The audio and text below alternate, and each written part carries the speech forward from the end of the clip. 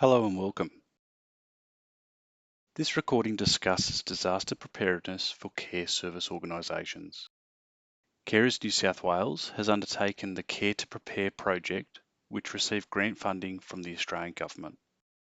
This recording is part of a suite of Care to Prepare resources aimed at improving household and community readiness for older people, people living with disability, and their carers when faced by bushfire or flood. Before we begin, we acknowledge the traditional custodians of the land and pay respect to the elders both past and present, and extend that respect to other Aboriginal and Torres Strait Islander people here today. I'd like to share a brief disclaimer regarding today's presentation. This presentation provides general information on disaster preparedness for care service organisations. We encourage you to use this webinar to enhance your understanding of disaster preparedness for your organisation.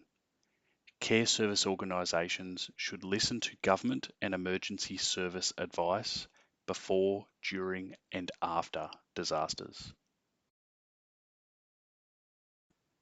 We wish to acknowledge that some of you may have experienced a natural disaster in the past, which may still affect you or those you care for. Discussing these topics may be difficult, so if you feel distressed at any point, please feel free to pause or leave this recording. If you need support, Lifeline is available by calling 13 11 14. Carers New South Wales is the peak non-government organisation for family and friend carers in New South Wales and is part of the National Carer Network and a member of Carers Australia. Carers New South Wales has undertaken the Care to Prepare project in partnership with the Physical Disability Council of New South Wales and aged care service provider GoCo to improve household and community readiness for older people, people living with disability and their carers when faced by bushfire or flood. The project involved co-designing resources with this priority group, as well as understanding community. This work came about through Carers New South Wales experience supporting carers in flood and bushfire affected regions of regional New South Wales, combined with findings from the 2022 Carers New South Wales National Carer Survey, highlighting the need for a tailored service response and improved disaster preparedness for carers and the people they care for. Care to Prepare have been working with our priority group to develop household preparedness resources. We have also been working with other stakeholders, including government representatives, emergency services, and aged care and NDI service providers to improve inclusion of people providing and receiving care in broader organisational and community preparedness strategies, plans, and activities. This presentation intends to provide information to care service providers who are critical stakeholders in improving inclusive disaster preparedness. By the end of this webinar, you will have learned about the updated aged care and NDIS standards aimed at strengthening disaster preparedness. We will also discuss key stakeholders to consult with when developing disaster plans and how to identify potential risks that could impact your organisation during a disaster. The aged care standards have been updated. The standards that we will focus on is Standard 2, Outcome 2.10, which all aged care providers must comply with. These standards address emergency and disaster management plans and outlines how to develop plans and respond to emergencies. The aim is to ensure the health and safety of older persons and staff during a disaster. Key topics include preparation strategies, consultation with relevant stakeholders, and regular testing and reviewing of plans. Providers must develop plans based on a risk assessment to identify potential hazards such as floods, bushfires, or pandemics. These plans need to be shared with older persons, their families, and tested regularly. It is recommended to test plans every 6 months when significant changes occur or after a disaster event. Plans should include staff training, staff members' roles during a disaster, and you need to maintain records of testing for auditing purposes. The NDIS has updated its emergency and disaster preparedness standards, which providers must comply with.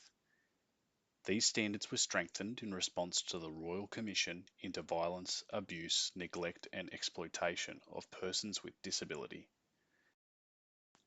While the standards were influenced by the COVID-19 pandemic, they take an all-hazards approach to disaster planning.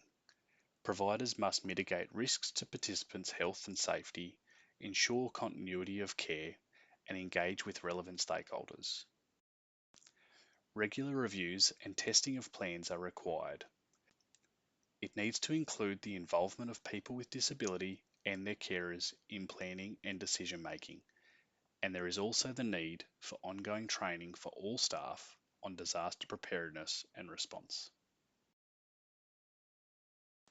So, who should you consult with when developing your disaster plan?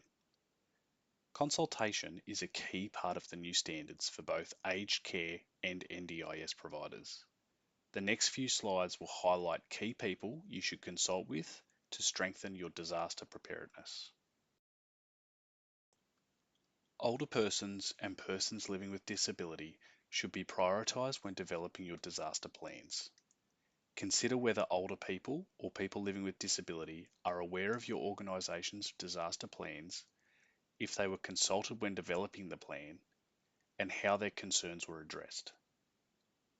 The plan should consider their individual needs, and they should have the opportunity to make suggestions or changes if they need.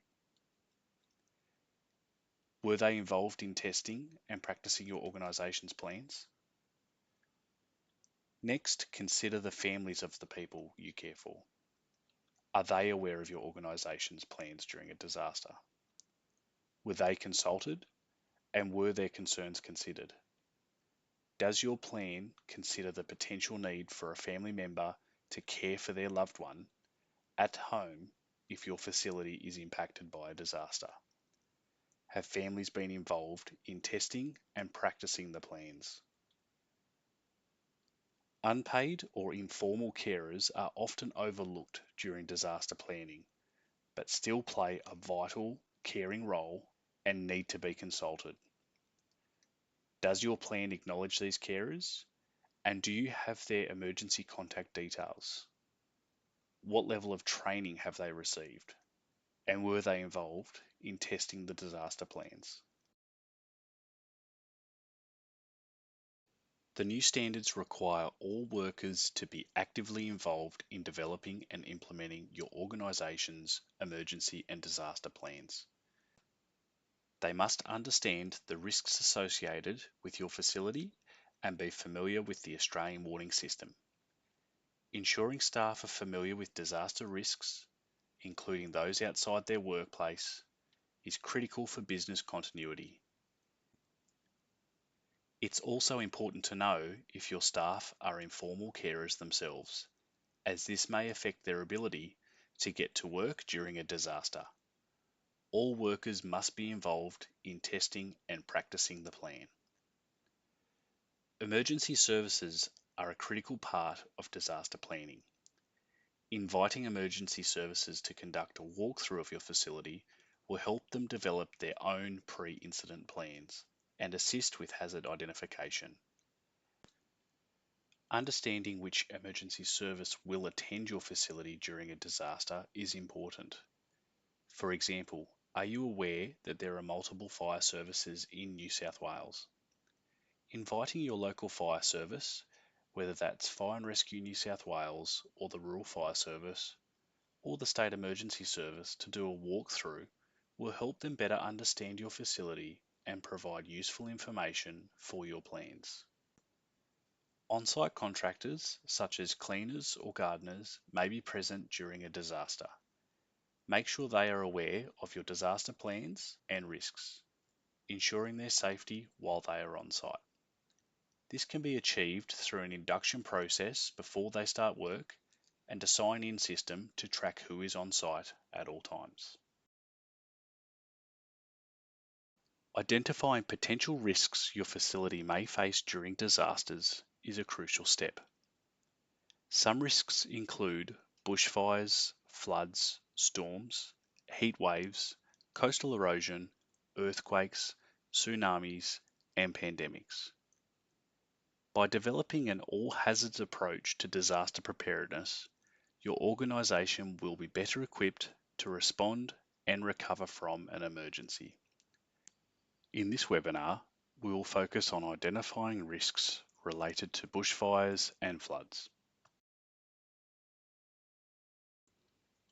Identifying risks is essential to understanding the potential impacts a disaster could have on your organisation. Some tools can assist in assessing your disaster risk. Hazard mapping tools like the RFS website's bushfire mapping tool can help determine if your facility is in a bushfire prone area. Most councils also have an online flood mapping tool that shows flood prone areas and roads that may be cut off during a flood, preventing staff from reaching or leaving your facility. Inviting local emergency services to visit your facility and conduct assessments is another excellent way to identify vulnerabilities. Emergency services such as Fire and Rescue New South Wales, the Rural Fire Service, and the State Emergency Service will be interested in details like the number of people that are on site, staff contact information, building access codes, evacuation routes, and any other major hazards such as gas or chemical storage. They can also offer advice on reducing risks like overgrown trees near buildings. Assessing the vulnerability of your infrastructure, including the age of the building, access points, and proximity of vegetation to buildings, is important when evaluating disaster risk. Testing and reviewing emergency response plans regularly and inviting emergency services to participate in exercises will help identify areas for improvement. Reviewing your supply chain's resilience is essential to ensure service continuity during a disaster. Identifying alternative suppliers and backup resources will increase resilience and reduce reliance on emergency services during and after a disaster. This helps your organisation return to normal operations more quickly, providing better outcomes for the persons you care for. Conducting a staff training and readiness audit will assess staff awareness and ensure they are equipped to respond to a disaster. Identifying key staff members who will be responsible for implementing emergency plans, ensuring staff competency in using emergency equipment, and providing training such as fire warden training are all vital steps. Collaborating with other local care service organisations and setting up mutual aid agreements can help ensure continuity of service during a crisis. This could involve arrangements for sharing resources or caring responsibilities if your facility is unable to operate. Now that we have an understanding on how to identify the risks associated with a caring organisation, we next need to understand the triggers to organisations. The Australian Warning System is a new national approach to information and warnings during emergencies like bushfires, floods, storms, extreme heat, and severe weather. The system uses nationally consistent sets of icons, as you can see on the screen. The Australian Warning System has been designed based on feedback and research across the country and aims to deliver a more consistent approach to these types of emergencies, no matter where you are. Australia's emergency services aim to provide you with timely and relevant information during emergencies. You can refer to the Hazards Near Me app or your local agency's website for information on any current warnings and incidents in your community. Familiarising your staff and, where possible, your clients with these warning levels through planning and preparation activities will improve your clients' and organisations' ability to respond to emergencies.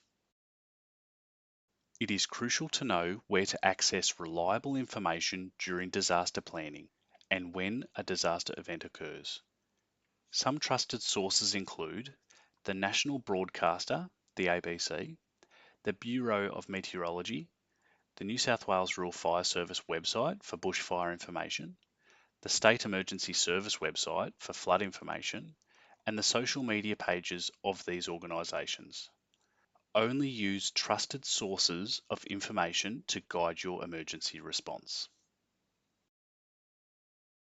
Several useful phone apps can help staff and clients access critical information during an emergency. The Bureau of Meteorology app provides local hourly and 7-day forecasts, radars, and warnings from Australia's official weather source, the Bureau of Meteorology. The Hazards Near Me app shows current information and warnings about local emergencies, including floods, bushfires, and tsunamis, and advice on what to do to stay safe.